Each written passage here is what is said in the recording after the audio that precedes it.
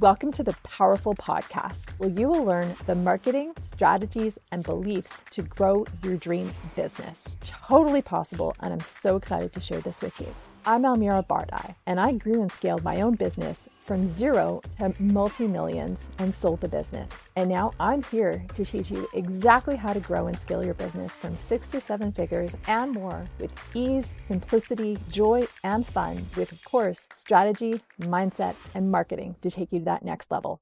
There could be so many titles to this podcast episode about how using the word fuck a whole bunch of times got me a $72,000 contract in less than 24 hours is probably the best headline that I could have. Now, I want you to listen in because you're going to learn the 3 keys to authentic sales made easy. So here we go. I had a PR and social media agency, and one of my clients was the Boys and Girls Club. And actually, you know what? In that being said, maybe this episode should be titled, How I Made $72,000 in 24 Hours While Dropping F-Bombs at a Children's Gala. But I digress. Anyways, I was seated, unbeknownst to me, next to the head of a top organic brand. He was the marketing director, actually, so head of marketing. And we were honestly just shooting the shit. And he asked me great questions just about myself, why I was there, what was my connection with the Boys and Girls Club. And I was saying that we did the social media for them. Now, when I was talking to him, it's not like I was, shoving it down his throat. Like, we do this and this, and we've achieved this many analytics and metrics. Like, nobody gives a shit about that when you talk to people about what it is that you do in your business or things like that. Being authentic, key one. That is like the most important thing in sales, is being authentic and true to who you are. Now, there's a caveat to this. Do you necessarily need to be swearing as much as I was? No, you don't, especially in a business meeting, okay? So let's have a little bit of decorum. But because the guy sitting next to me was dropping F-bombs left, right, and center, it just encouraged my naturally foul mouth, so I had no filter. And so when we were talking, like, everything included an F-bomb. I'm like, why the fuck not? So key number 1, authenticity.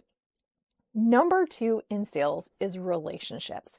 Now, I literally just met this guy, but we found the common ground on why we were at the gala together. And I discovered actually that his background is advertising, and he was doing some pro bono advising to the Boys and Girls Club.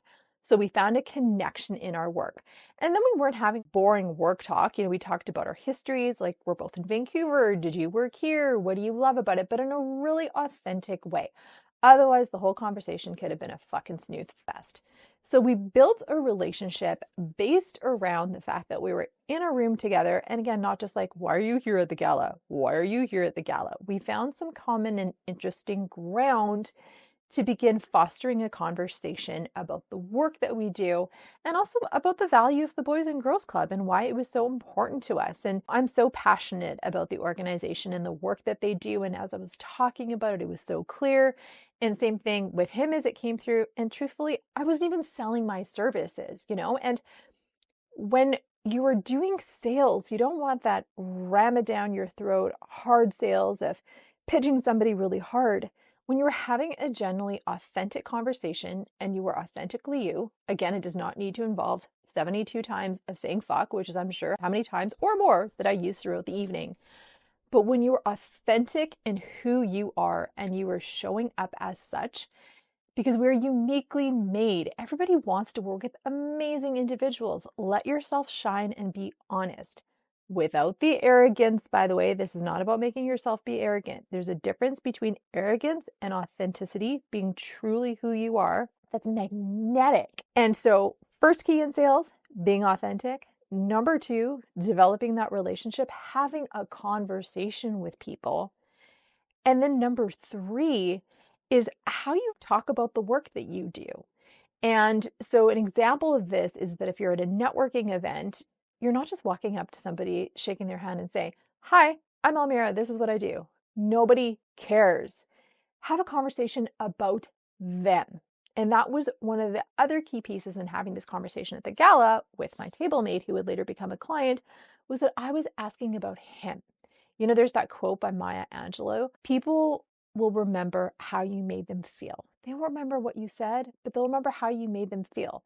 And my genuine curiosity to get to know people, starting the conversation with them, is what also leads to an authentic relationship, because I actually do genuinely care about what other people are up to. I find people fascinating. Going back to the networking event, is that if I'm meeting somebody, I'm introducing myself, I'm saying, hi, getting their name. And sometimes I might ask, especially if they're wearing a name tag, and say their company name, I'd be like, oh, I would love to know more about your company and what you do or what you do there. Like, I will usually ask about that work conversation. I mean, we are here to network.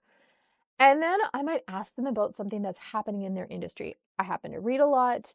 I love world news. I love to go diving down rabbit holes of information. So I generally want to find out more about what they do, and I try and find a common ground to connect them on. Exactly what was happening in my situation at the gala, right? And so finding something genuine to connect with people on, ask them questions about themselves. I'm from Vancouver, and honestly, 90% of our conversation is about the rain. And then when is a sunny day, what patio or restaurant we're going to. Truthfully, that's our conversation. Oh, summer's coming up. Thank God the rain is going to be going away. We're going to have a great summer. What are you doing? Ask about vacations, get to know them. Ultimately, they will turn the conversation back to you because they'll realize, okay, we've been talking about me a lot. And when they ask about what I do, I would say, my name is Almira. I have a PR and social media firm. And they'll be like, oh, so tell me more about that. And then I would use a client example of the work that we do. So instead of saying, we do PR and social media, we handle social media channels, we get our clients in the media, I would say, like, okay, one of my clients is X, Y, and Z. I use a high profile client, and we're working with them on cultivating more customer engagement through social media. And they're like, wow, that's amazing. So using a client or a project as something to rave about. So you're taking the focus off of you and onto some of the amazing results that you do for your clients without being so ram it down your throat how good my company is, right? So let's go back to the gala. The gentleman and I were having the conversation, or more accurately, swearing a lot, but like genuinely bonding and connecting. And of course, he asked what my company did, and I was telling him about the work that we do and the work that we do with the Boys and Girls Club. And he's just like, oh, that's super interesting. And, honestly, he never even asked about what I could do for the company that he was at, probably until the very end of the conversation. And so I started giving him some examples. And normally, if I'd had a chance, I would have tried to go through the social media channels and, like just give out recommendations. But you have to be careful about that because you don't know what the brand would have tried in the past and what didn't work. But normally, I would have liked to have had a quick look, have some insights. But we were at a gala. I didn't have my phone on me. And so I then said, well, what are your goals? So I started to probe him. What are your goals? What do you want to achieve? So I threw a few ideas out, but then I put the caveat and saying, listen, I haven't looked at your social media channels. These are some initial ideas, but we need to have a conversation. Anyways, didn't think anything of it. The very next morning, he sends me a message over LinkedIn and said, let's fucking do it. When are we fucking working together? And signed up over LinkedIn and with more F-bombs to say, let's work together. And that is literally my story about how I swore my way to a $72,000 contract. So what's the point of this, and why am I telling you all this? People are afraid of sales, and it feels gross or stressful or, oh my God, how am I going to bring in a big client?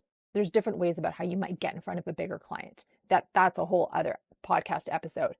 But what I want to tell you is that it will boil down to, boil down to you being you. What is so unique about you?